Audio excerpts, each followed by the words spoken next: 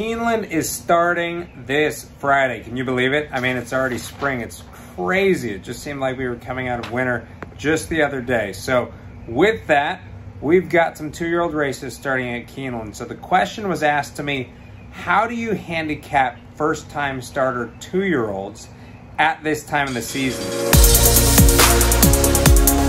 A lot of it comes down to trainer and how fit that horse is, okay? A lot of these horses, they're not gonna run on.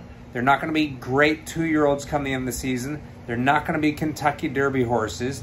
These are typically horses that are precocious, come to hand quick, have been trained for this, and so you really wanna look for trainers who are very good at this. One who everybody knows right off the top of their head is Wesley Ward.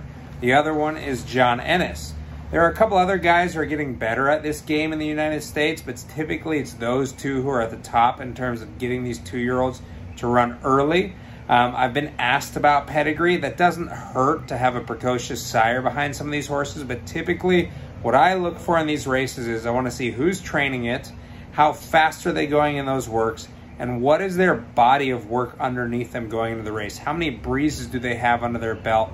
Because the horses that win these races are usually the quickest and the fittest. They're not necessarily the best. So if I'm looking at the first race at Keeneland on Friday, it's an interesting race. There's a couple good horses. So one horse, two horses that stood out to me in terms of ability were actually the 7 and the 5.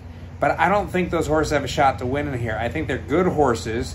They're both with trainers who seem to kind of overplace their horses at the moment. They're still kind of figuring out how to place them aggressively in the right spots. So I kind of write those two off in this race. The horse that I like is the 4. I think the 4 has a great body of work. Put a bullet work in at 35 flat last time out, but worked a half mile before that and had a solid half mile over the Keeneland Oval. So that's a horse that I look to take a step forward in this spot. The horse I really like is on the outside looking in, which is the 13. I think she's a nice filly for Wesley Ward. She's got a great shot in here. So that comes into another thing, right? So most of these horses, as I said, they're precocious, they're early, they're built for this, they're gonna run on, they're gonna probably win. They might knock out a stake here in the next couple months, but that's about it.